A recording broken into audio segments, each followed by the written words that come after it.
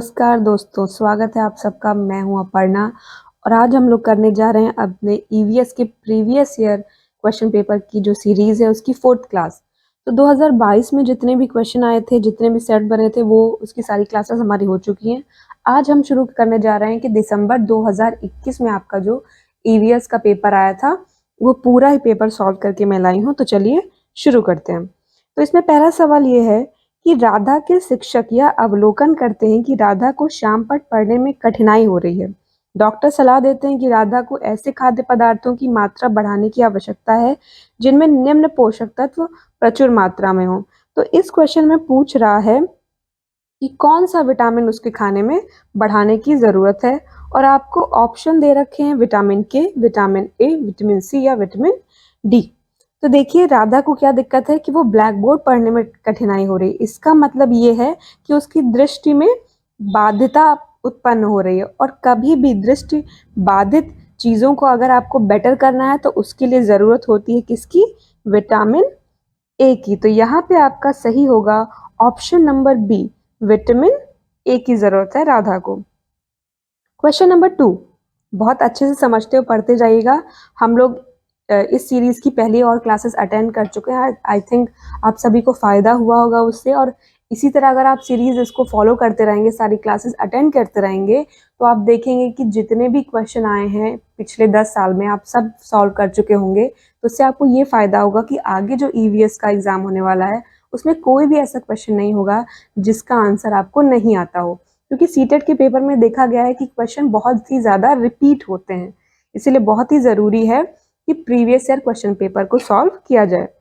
और question number 2 चलिए आपसे कह रहा है कि कौन सा वन्यजीव संरक्षण क्षेत्र हंगुल मृग के संरक्षण के लिए प्रसिद्ध है। तो देखिए इसमें आपका सही होगा ऑप्शन नंबर 2, दाची गामा। दाची गामा क्या है? एक वन्यजीव अभ्यारण्य है, एक राष्ट्रीय उद्यान है जो विशेष रूप से हंगुल हिरण या कश्मीरी हिरण के लिए प्रसिद्ध है। और ये कहाँ स्थित है? यह श्रीनगर में स्थित है। क्वेश्चन नंबर 3, संपूर्ण विश्व में शुरू होने वाली ओजोन परत का संरक्षण एक महत्वपूर्ण पर्यावरण संबंधित पहल है। ओजोन परत का संरक्षण किस कारण प्रारंभ हुआ? इसका चुनाव कीजिए। तो कई सारे इसमें ऑप्शन आपको दिए हुए हैं, जैसे रामसर सम्मेलन, मॉन्ट्रियल प्रोटोकॉल, क्योटो प्रोटोकॉल, और डी है डरबन समिट यानी डरबन शिखर सम्मेलन। तो इसमें आपका सही है option number B. Option number B क्या है? Montreal Protocol. देखिए जो मॉन्ट्रियल प्रोटोकॉल है ये 1987 में क्या हुआ, इसको एक अंतिम रूप दिया गया। मॉन्ट्रियल प्रोटोकॉल को क्या है? ओजोन क्षयकारी पदार्थों के उत्पादन और खपत को चरणबद्ध रूप से समाप्त करके समताप मंडल की ओजोन परत की रक्षा के लिए एक वैश्विक समझौता है। इस तरह आप इसे समझ सकते हैं। वह पक्षी जो दिल्ली में सामान्य रूप से दिखाई देता था, लेकिन अब चिड़िया के बारे में जागरूकता बढ़ाने हेतु एक विशेष दिन मनाया जाता है, क्योंकि शहरीकरण के कारण यह दुर्लभ हो गई है। वह चिड़िया कौन सी है? इसमें पूछ रहा है कि दिल्ली में एक चिड़िया बहुत सामान्य तौर पर दिखाई देती थी लेकिन अब नहीं दिखाई दे रही है। तो बताइए कि ऐसा क्या हो गया कि अब वो दिखाई नहीं देती। तो इसमें आपका सही है option number D. Option number D क्या है? गौरैया। देखिए गौरैया जो है आम बात थी, लेकिन अब इसकी संख्या बहुत कम हो गई है।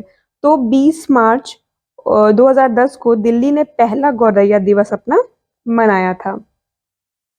क्वेश्चन नंबर 5, देखिए अगर आपने अभी तक इस चैनल को सब्सक्राइब नहीं किया तो प्लीज़ सब्सक्राइब कर दीजिएगा, जिससे आपको इसी तरह ये सीरीज़ के जितने भी क्लासेस आ रही हैं आपको सब मिलती रहें, अवेलेबल होती रहें, जिससे आप सारे क्वेश्चन को सॉल्व कर सकें। एग्जाम में एक भी सवाल गलत नहीं होना चाहिए, इतनी मेहनत कर रहे हैं हम लोग।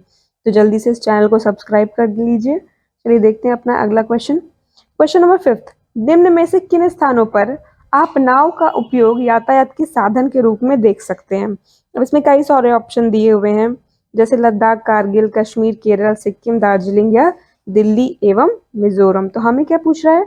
नाव का उपयोग यातायात के साधन के रूप में। तो इसमें आपका सही होगा कश्मीर और केरल। इसमें आपका सही है ऑप्शन नंबर बी, कश्मीर और केरल। क्वेश्चन नंबर 6, निम्न में से कौन सा एक कीटभक्षी पौधा नहीं है? डायोनिया, नेपेंथीस, एजरेटम या सन ड्यू। तो देखिए कीटभक्षी पौधे कौन से होते हैं? जो कीड़ों को फंसाते हैं और कीड़ों से प्रोटीन को तोड़कर वापस लेते हैं। तो इसमें जो संड्यू है या डायोनिया है और नेपेंथिस है, ये सब क्या है? एक आम कीटभक्षी पौधे हैं। कौन कौन से? डायोनिया, नेपेंथिस या संड्यू क्या है? एक आम कीटभक्षी पौधे हैं, सबका आपने नाम भी सुना होगा। इनमें से कौन सा नहीं है? एजरेटम, ये कीटभक्षी पौधा नहीं है। रानी को एक कपड़े का टुकड़ा प्राप्त होता है जो कि बहुत मजबूत और चटक रंग का है। देखिए रानी एक लड़की है जिसको एक कपड़े का टुकड़ा प्राप्त हुआ है, तो वो कपड़े का टुकड़ा कैसा है? बहुत ही मजबूत है, चटक रंग का है, उसमें ज़्यादा छिद्र नहीं है, जलने पर गंध उत्पन्न होती है और सभी जगह उपलब्ध है, मतलब आराम से मिलता है। इसके बहुत सारे उपयोग हैं, लेकिन ये उच्च तापमान में नहीं पहना जा सकता, मतलब बहुत ज़्यादा गर्मी हो तो आप इस कपड़े को नहीं पहन सकते हैं। तो ये कौन सा कपड़ा है? इसमें ऑप्शन दिया गया रेशम, पॉलिएस्टर, सूती या रेयॉन। तो इसमें आप सब समझ ही गए होंगे कपड़े की क्वालिटी देखकर, ये कपड़ा कौन सा है? पॉलिएस्टर का। पॉलिएस्टर के कपड़े इसीलिए कहा जाता है कि नहीं खरीदने चाहिए क्योंकि गर्मी में उसमें बहुत ज़्यादा गर्म होती है। 8, यदि अलग अलग प्रजाति के दो जीव संपर्क में एक साथ आते हैं। इसमें क्या पूछा जा रहा है? अगर अलग अलग प्रजाति के दो जीव संपर्क में एक साथ आए और इस संबंध में एक जीव का तो फायदा हो रहा है लेकिन दूसरे को नुकसान हो रहा है, तो ऐसे संबंध को हम क्या कहेंगे? ऑप्शन आपको दिया गया है परजीविता, सहजीविता, सहुपकारिता या सहभोजिता। तो इसमें आपका सही है ऑप्शन नंबर 1, जिसमें क्या दिया हुआ है? परजीविता। देखिए जो परजीवीवाद है वो दो जीवों के बीच एक ऐसा संबंध होता है जिसमें एक जीव को तो लाभ हो रहा है लेकिन दूसरे को हानि हो रही है, इसीलिए इसमें आपका सही होगा ऑप्शन नंबर 1 यानी परजीविता। क्वेश्चन नंबर 9, निम्नलिखित में से कौन सी ग्रीन हाउस गैस नहीं है? बहुत ही जो है इम्पॉर्टेंट लेकिन इजी क्वेश्चन है, सभी को पता है कि methane, carbon dioxide, carbon monoxide और सल्फर डाइऑक्साइड में से कौन सी ग्रीन हाउस गैस नहीं? तो ये आपका होमवर्क है, आप मुझे कमेंट में बताएंगे कि इनमें से कौन सी गैस वो है जो ग्रीन हाउस गैस नहीं। और सब लोग कमेंट कीजिएगा, मुझको सबके जवाब चाहिए क्योंकि मुझे भी पता होना चाहिए ना कि जो मैं पढ़ा रही हूँ कितना समझ में आ रहा है, कितना आप याद रख रहे हैं। अब हम चलते हैं नेक्स्ट क्वेश्चन पे, क्वेश्चन नंबर 10, निम्न में से कौन से पौधे का उपयोग डिब्बे बनाने एवं मकान बनाने में होता है? तो डिब्बे और मकान बनाने के लिए कौन से पौधे का उपयोग हो रहा है? चलिए देख लेते हैं। ऑप्शन दिए हैं गन्ना, बांस, मक्का या घास। सबको पता है बांस का यूज होता है, जब भी हमें डिब्बे और मकान बनाने हैं सब में बांस की ही जो डंडियां या होते हैं उन सब का प्रयोग होता है। क्वेश्चन नंबर 11, कौन सी भोजन संबंधी आदत कार्बन पदचिह्न को कम करने में मदद करेंगी? कौन सी आदत है जिससे कार्बन पदचिह्न यानी कार्बन फुटप्रिंट जो है उसको कम करने में मदद मिलेगी? अब ये कार्बन फुटप्रिंट होता क्या है ये भी आप जान लीजिए। ये ग्रीन हाउस गैसों की वो मात्रा है जो मुख्य रूप से कार्बन डाइऑक्साइड एक विशेष मानव गतिविधि द्वारा वातावरण में छोड़ा जाता है। और एक चीज़ और जान लीजिए इससे रिलेटेड, अगर क्वेश्चन अगर आ जाता है कि स्थानीय खाओ मतलब ईट लोकल कार्बन फुटप्रिंट को कम करने हेतु एक आम सिफारिश है, तो इसमें आपका कौन सा ऑप्शन सही होगा? इस हिसाब से जो मैंने बताया इसमें आपका सही होगा ऑप्शन नंबर डी, यानी स्थानीय रूप से उगाए हुए खाद्य पदार्थों का सेवन करना। क्वेश्चन नंबर 12, कर्क रेखा निम्न में से किन भारतीय राज्यों से होकर गुजरती है? और इसमें आपको कई सारे ऑप्शन दे रखे हैं, इसमें आपका सही है ऑप्शन नंबर बी। अगर आप भारत का मैप देखें, इस क्वेश्चन को आप भारत का मैप देख के समझिएगा तो आप देखेंगे कि गुजरात, राजस्थान, मध्य प्रदेश, छत्तीसगढ़, झारखंड, पश्चिम बंगाल, त्रिपुरा और मिजोरम से होकर वो गुजरती है। अगर किसी को इस क्वेश्चन को समझने में दिक्कत हो तो मुझे कमेंट करिएगा, मैं आपको बाद में भारत का मैप यानी भारत का मानचित्र यूज करके इसके आंसर को समझा दूंगी जिससे आपको रटना नहीं पड़ेगा। कोई दिक्कत हो तो जरूर कमेंट कीजिएगा। नंबर 13, एक शहरी परिवेश में कोई सब्जी बेचने वाला अपने उत्पाद को लंबे समय तक नहीं रख सकता और उस कारण तुरंत ही उसे कम दामों पर बेचने का निर्णय लेना पड़ता है। ऐसा क्यों हो रहा है कि कोई सब्जी बेचने वाला है और अपने प्रोडक्ट को बहुत टाइम तक नहीं रख पा रहा? ऐसा क्यों है ये आपसे पूछा जा रहा है। इसमें आपको ऑप्शन दिए हुए हैं कि वह सूचना प्राप्त लेने के निर्णय के लिए शिक्षित नहीं है, उसमें विक्रय या बेचने की कला का अभाव है, या फिर शीघ्र खराब होने वाला सामान होने के कारण संकटग्रस्त बिक्री, या फिर उसे बाजार के नियमों का ज्ञान नहीं। इसमें आपका सही ऑप्शन नंबर सी यानी शीघ्र खराब होने वाला सामान होगा तो क्या होगा, उसकी जल्दी बिक्री करनी पड़ेगी जिससे सामान खराब ना हो। क्वेश्चन नंबर 14, निम्नलिखित में से किन पक्षियों की चोंच में छानने की प्रणाली होती है? तो इसमें आपको ऑप्शन दिया फ्लेमिंगो यानी हंसावर, रॉबिन यानी यूरोपीय छोटी चिड़िया, सी मकाओ यानी लंबी पूंछ का तोता, या डी गौरैया। तो इसमें आपका सही है क्वेश्चन नंबर 14 में आपका सही ऑप्शन नंबर ए फ्लेमिंगो, या जिसे हम कहते हैं हंसावर। देखिए जो फ्लेमिंगो है वह हंस व बतख जैसे फिल्टर फीडरों में तालाबों और नदी के तल से गंदगी निकालने हेतु उनकी चोंच में एक फिल्टरिंग सिस्टम होता है। क्वेश्चन नंबर 15, उस जोड़ी की पहचान कीजिए जो कीड़ों के लार्वा के उदाहरण है। 15 क्या कह रहा है, उस जोड़ी की पहचान करने को कह रहा है जो कीड़ों के लार्वा के उदाहरण है। तो कई सारे ऑप्शन दे रखे हैं और इसमें आपका सही होगा ऑप्शन नंबर डी सुंडी एवं इल्ली। देखिए जो कैटरपिलर है और मैगॉट्स है दोनों ही लार्वा के उदाहरण है। हमें इसमें क्या दिया हुआ है, इसमें हमें सुंडी और इल्ली के रूप में दिया है, लेकिन क्या कहेंगे इसे हम, कैटरपिलर और मैगॉट्स दोनों ही क्या है, लार्वा के उदाहरण है। और कई प्रकार के कीड़ों के लिए लार्वा पहला जीवन चरण है। जो मैगॉट्स है ना वो मक्खियों के लार्वा हैं और जो कैटरपिलर है पतंगों और तितलियों के लार्वा हैं। चलते हैं क्वेश्चन नंबर 16 पे कि ईवीएस की प्रकृति है एकीकृत, अनुशासनिक, अंतर संबंधित या स्थिर या स्थैतिक। तो देखिए ईवीएस पढ़ने के बाद आपको पता चला होगा कि ईवीएस अध्ययन यानी पर्यावरण अध्ययन क्या है, एक एकीकृत विषय है क्योंकि इसमें भौतिक और जैविक जितना भी है पर्यावरण की सभी विशेषताएं बहुविधीय हैं। विषयों और क्षेत्रों के साथ साथ इसका संबंध इसके दायरे को व्यापक बनाता है। और इसमें क्या है, आप वन्य जीव, वन प्राकृतिक संसाधन के प्रबंधन, इन सब के जो विषय में हमें जानकारी प्रदान करता है। तो इसमें आपका सही होगा ऑप्शन नंबर ए यानी एकीकृत।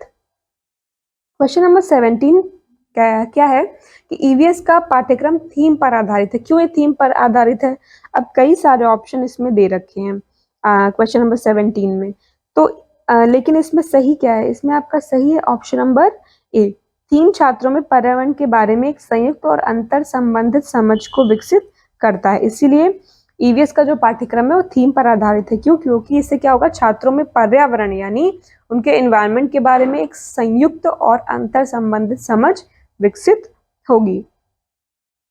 क्वेश्चन नंबर 18, कक्षा 3 से 5 तक ईवीएस एक विषय के रूप में विज्ञान, सामाजिक विज्ञान एवं पर्यावरण शिक्षा को निम्न में से किसके अनुशंसा पर एकत्रित करता है।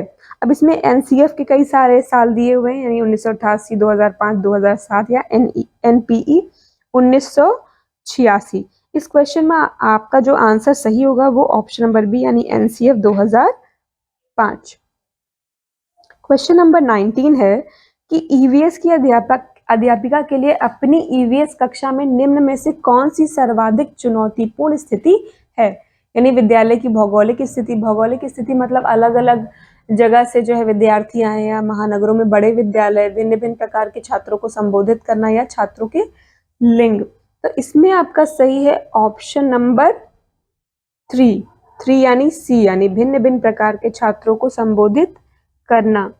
देखिए क्या है कि जब विविध पृष्ठभूमि वाले विद्यार्थी होते हैं ना तो उनकी प्राथमिकता क्या है, उनका सामाजिक, भौतिक, सांस्कृतिक पृष्ठभूमि क्या है, उनके पड़ोस यानी समुदाय किस तरह के हैं, तो उन सबको ध्यान में रखकर जो है टीचर को, ईवीएस की अध्यापिका को पढ़ाना पड़ता है।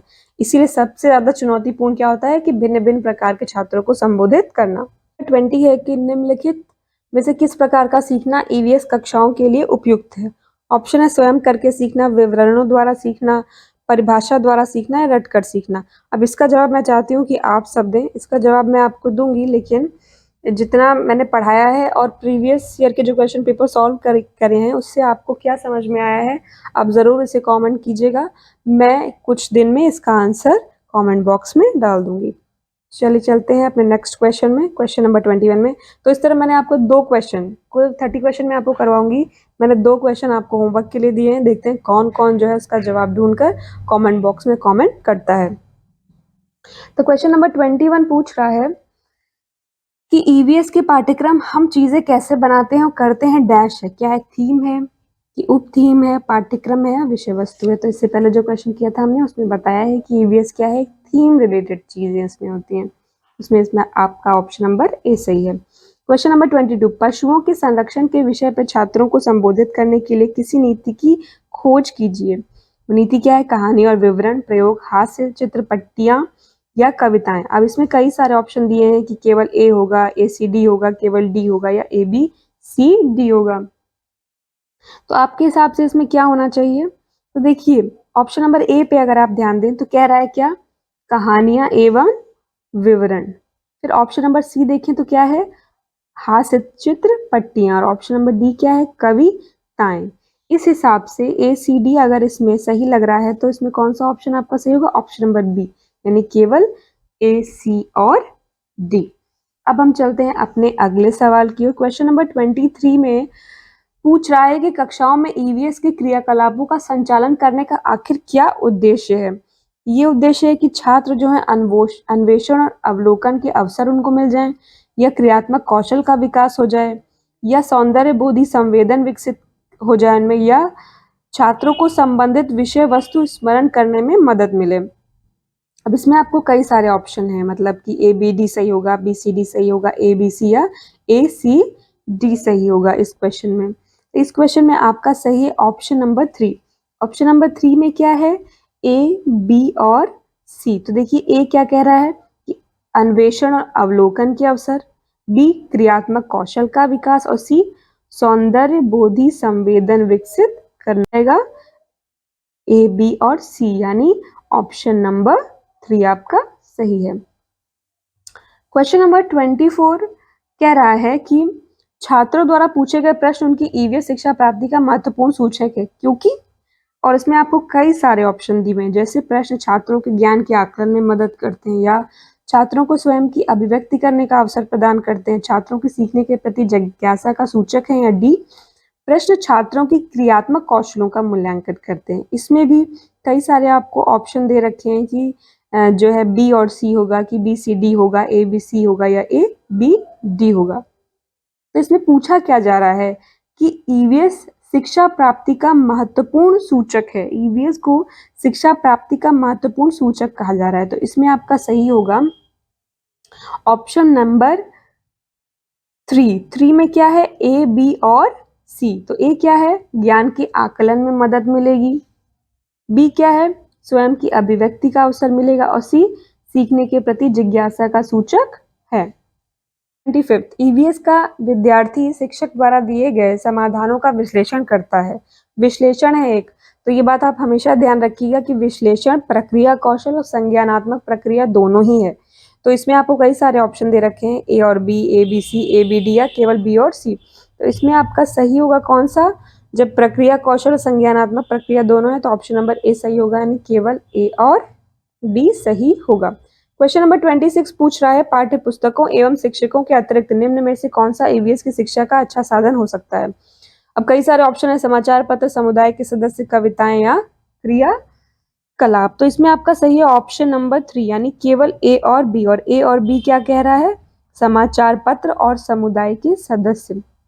देखिए समुदाय तो बहुत बड़ी भूमिका निभाता है किसी को भी समझाने, सीखने, ईवीएस के अध्ययन में। और क्या है? समाचार पत्र, इसमें बहुत विभिन्न प्रकार की जानकारियां दी होती है, इसलिए इसमें सही आपका ऑप्शन नंबर ए और बी सही है। चलते हैं अपने क्वेश्चन 7 की तरफ कि निम्न में से किन विषयों की चर्चा ईवीएस की कक्षा में होगी? पेट्रोल की दर, पशुओं का संरक्षण, जल आपदा, बीजों के अंकुरण में कार्बन डाइऑक्साइड का सांद्रण। तो इसमें आपका सही है ऑप्शन नंबर ए, जो कि कह रहा है ए, बी और सी, यानी पेट्रोल की दर, पशुओं का संरक्षण और जल आपदा। क्वेश्चन नंबर 28 कह रहा है कि निम्न में से कौन सा ईवीएस के मूल्यांकन में सामाजिक कौशलों का सूचक हो सकता है? ऑप्शन है वर्गीकरण, विश्लेषण, ऑप्शन नंबर बी सी साझा करना तथा मिलकर कार्य करना, या डी सृजनात्मक लेखन। तो इसमें आपका सही है ऑप्शन नंबर 3, यानी साझा करना और मिलकर कार्य करना। क्वेश्चन नंबर 29 रंग के आधार पर पशुओं को वर्गीकृत करना उपर्युक्त वाक्यांश इंगित करता है। सीखने का उद्देश्य, सामान्य उद्देश्य, सीखने की दक्षता या सीखने की प्रक्रिया। तो ये इसमें आपका सही ऑप्शन नंबर ए, यानी सीखने का उद्देश्य इसमें सही है। देखिए जानवरों को उनके रंग के आधार पर वर्गीकृत करना सीखने के उद्देश्य को दर्शाता है। अब आज का हमारा लास्ट क्वेश्चन है क्वेश्चन नंबर 30।